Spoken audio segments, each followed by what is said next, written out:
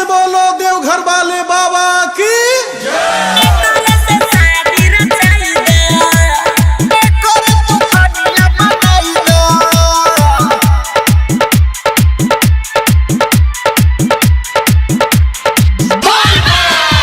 यही छौरी से मिलाई दहो भोला बाबा, यही छौरी से मिलाई द, यही छौरी से मिलाई दहो भोला बाबा, यही छौरी से मिलाई द।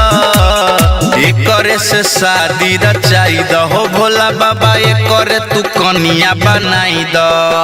एकरे से शादी रचाई दहो भोला बाबा, एकरे तू कनिया बनाई द।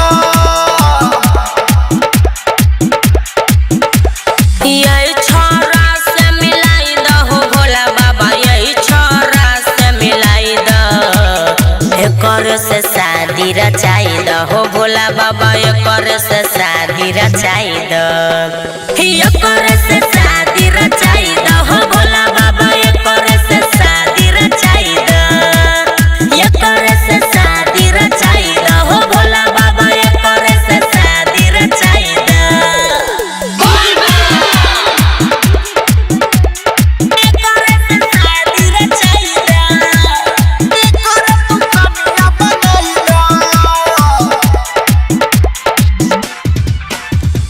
लके कामरे बो तोरा दुआरी, जल चढ़े हो सभे सोमारी, चढ़े हो सभे सोमारी। लके कावरियब तोरा दुआरे, जल चढ़ब हो सभे सोमारी। मनवा के श्रद्धा पुराई दहो भोला बाबा, मनवा के श्रद्धा पुराई द। एकरे से शादी रचाई दहो भोला बाबा, एकरे तू कनिया बनाई द।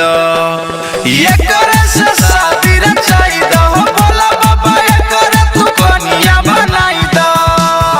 यही छोरा से मिलाई दहो भोला बाबा, यही छोरा से मिलाई द। एकर से शादी रचाई दहो भोला बाबा, एकर से शादी रचाई द। एकर से शादी रचाई दहो भोला बाबा, एकर से शादी रचाई द।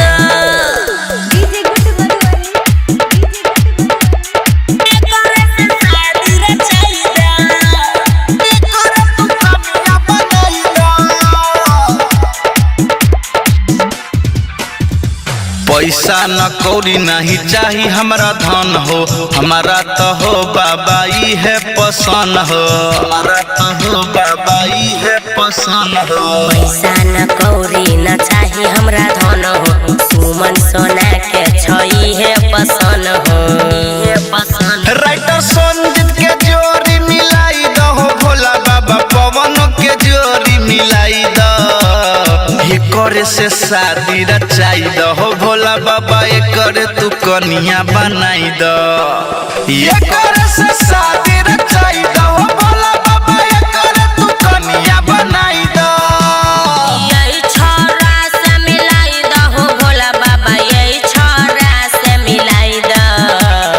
एकर से शादी रचाई दहो भोला बाबा, एकर से शादी रचाई द। एकर से शादी रचाई दहो